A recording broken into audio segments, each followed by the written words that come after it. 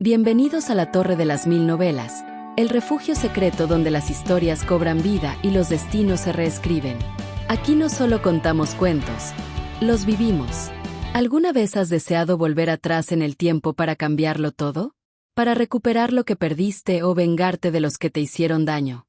Pues prepárate, porque hoy te traigo la historia de Bianca de Blanchefort, una mujer marcada por el desprecio y la tragedia, que recibe una segunda oportunidad para desafiar su destino y reclamar lo que es suyo. En esta historia, el amor es un negocio, la lucha es implacable, y cada palabra puede ser la llave para ganar o perderlo todo. ¿Estás listo para subir la torre y descubrir qué secretos se esconden en sus pisos más oscuros? Entonces, no te muevas, porque lo que escucharás te atrapará sin remedio. La villana Bianca. Bianca, quien alguna vez fue la orgullosa hija de una condesa, ahora lleva el título de condesa Arnault. Se encuentra en una habitación helada del castillo, oculta tras una ventana mientras observa la llegada de su esposo, Zachary de Arno, el temido conde de hierro, que regresa triunfal de la guerra. A pesar de ser su esposo, Bianca no sale a recibirlo como manda el protocolo. En cambio, se esconde, casi como si quisiera desaparecer.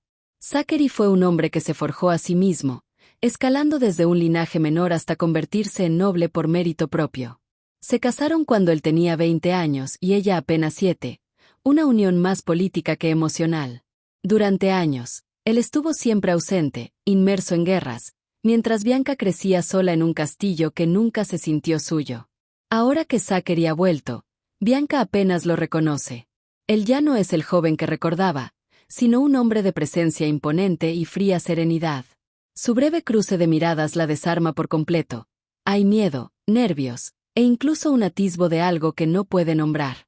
Su matrimonio nunca fue realmente un matrimonio. No hubo amor, ni conexión, solo un acuerdo entre familias. Bianca reflexiona que si el matrimonio es un negocio, el suyo fue una inversión que fracasó. Ella no cumplió con su rol, y él nunca fue un esposo presente. En otra vida, antes de su regresión, Bianca fue vista como una mujer despreciable, acusada de lujuria y derroche, acabó abandonada, desterrada a un monasterio y finalmente murió sola y olvidada. Ahora, frente a un futuro incierto y a un esposo que es casi un extraño, Bianca tiembla no solo por el frío, sino por la posibilidad de repetir una historia que terminó en ruina. Bianca murió en soledad, arrodillada en el suelo helado de un monasterio, implorando a un dios en el que ya apenas creía. Su cuerpo, consumido por la enfermedad, apenas podía sostenerla, y sus oraciones eran desesperadas, nacidas del miedo a desaparecer en el olvido. Rodeada por el desprecio y la humillación de quienes la consideraban una mujer caída, su último pensamiento fue un susurro entre lágrimas: «Dame otra oportunidad». Y, contra todo pronóstico, la obtuvo. Viva, y que tenía una segunda oportunidad. Lloró por la brutalidad del milagro y, con una mezcla de asombro y angustia, decidió no desperdiciarlo. Recordó su infancia, el día que su padre la convenció de casarse con Zachary, un varón recién ascendido. Con solo 7 años, Bianca fue vendida con palabras dulces y un trozo de pastel de chocolate que le supo a barro. En ese momento quizás ya presentía que el matrimonio no sería un camino feliz, pero ni su edad ni su voz podían oponerse a la decisión. Ahora, con la lucidez de quien ya vivió las consecuencias, Bianca sabía que debía cambiar su destino.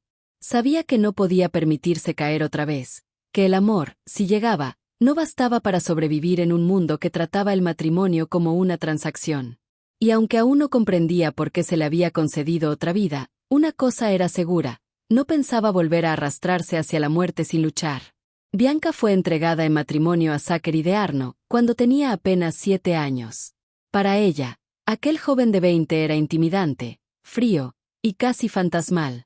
Su ropa austera y su aroma a sangre y guerra hacían que, a los ojos de la niña, pareciera más un sepulturero que un esposo. Zachary, por su parte, no sabía cómo tratar con una niña. Su torpeza emocional, sumada a la juventud y desconfianza de Bianca, creó una barrera que nunca lograron derribar. Intentó ganarse su favor con objetos caros, pero su cariño nunca se tradujo en afecto o palabras. Bianca, que venía de la refinada familia Blanchefort, lo interpretó como indiferencia, y empezó a sentirse aún más sola. A pesar de que Zachary decoró su habitación con lujos, nunca fue suficiente para calmar su nostalgia por el esplendor del castillo de su infancia. Sus estándares eran inalcanzables para él, y ella lo despreciaba por ello. Una vez, la guerra obligó a reducir su presupuesto personal. Bianca, enfurecida por no poder reformar su habitación, enfrentó a Zachary entre lágrimas. Pero él, sin una palabra, se marchó, dejándola más herida que nunca. Aunque después le devolvió el dinero con creces tras otra victoria militar, no era eso lo que Bianca necesitaba. Lo que ansiaba, aunque no supiera cómo expresarlo, era su presencia, su atención. La soledad la envolvía. Su niñera, Jan, única figura familiar, murió, y Bianca se encerró en sí misma. Rechazó a todos y se limitó a rodearse de objetos hermosos como refugio emocional. Para cuando cumplió 16, ya había una distancia irreparable entre ella y Zachary. Aunque la consideraban adulta a esa edad, su matrimonio no se consumó hasta que tuvo 18 años. Fue entonces, en un contexto de presión política y militar, cuando Zachary apareció inesperadamente en su habitación para anunciar, sin rodeos, que era hora de engendrar un heredero. Bianca, que lo había evitado durante años, quedó paralizada. A pesar de su madurez aparente, seguía siendo una joven asustada ante un hombre que apenas conocía. Zachary le dio una semana para prepararse, una orden más que una petición. Bianca, aún incrédula, intentó mantenerse firme, pero en el fondo estaba confundida y vulnerable. Recordó cómo, años atrás, su niñera había intentado enseñarle lo necesario para convertirse en una buena esposa, tanto en deberes como en afectos. Pero tras su muerte, Bianca solo hizo lo que quiso, y evitó enfrentar todo lo que la incomodaba, empezando por su esposo. Así, con cada año que pasaba, su matrimonio fue una sucesión de evasiones, distancias y resentimientos. Y ahora, con la obligación de compartir finalmente su lecho con Zachary, Bianca se encontraba frente a una situación para la que no estaba emocionalmente preparada. Por más que supiera lo que debía hacer, nunca había aprendido a querer hacerlo. La realidad que evitó durante años estaba al fin tocando su puerta. Después de la muerte de Zachary, Bianca creyó que por fin podría comenzar una nueva vida junto a Fernán, un joven trovador con quien había iniciado una relación. Sin embargo, su felicidad se desmoronó rápidamente. El hermano de su difunto esposo, el vizconde Hughes, reclamó sus tierras y su dote, acusándola de infidelidad. Bianca, sin apoyo ni poder, fue expulsada del castillo. Confiando aún en Fernán, acudió a él buscando refugio y amor, pero éste la rechazó con frialdad. Pronto Bianca descubrió que Fernán nunca la había amado, sino que había sido manipulado por el vizconde Hughes para seducirla y facilitar su caída.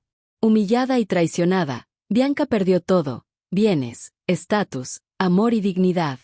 Su desilusión con Fernán fue más dolorosa que la muerte de Zachary. Al final, solo le quedó el rencor, y juró vengarse del hombre que la usó y la engañó. Bianca, nacida en la nobleza pero inexperta en proteger lo suyo, fue finalmente expulsada sin nada y terminó sola en un monasterio. Allí, arrepintiéndose profundamente de sus decisiones, comprendió que muchas de sus desgracias tenían un origen común: su matrimonio con Zachary de Arno. Se lamenta por haber confiado en Fernán, por no haber tenido hijos, por haber sido tan vulnerable.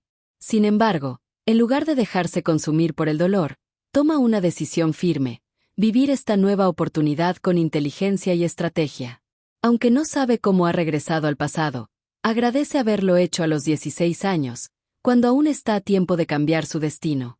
Planea asegurar su posición dando a luz a un hijo de Zachary, quien moriría en 7 años en la guerra. Con un heredero legítimo, podría gobernar Arno y protegerse de enemigos como el vizconde Hughes. Sabe que su relación con Zachary no es cercana, y que éste no se acercaría fácilmente a ella. Aún así, decide tomar la iniciativa, ya sea convenciéndolo con argumentos razonables sobre la necesidad de un heredero, o siendo más directa. Bianca también sospecha que Zachary podría tener una amante, pero decide no dejarse llevar por los celos.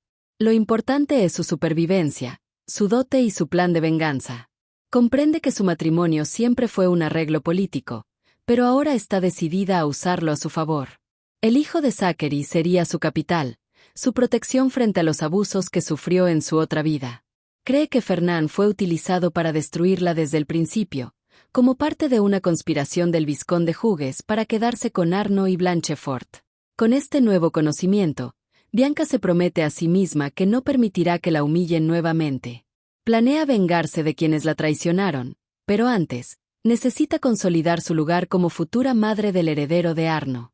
El capítulo cierra con una Bianca renovada, fuerte, con fe en que Dios le ha dado una nueva oportunidad, y con una determinación ardiente de tomar el control de su destino.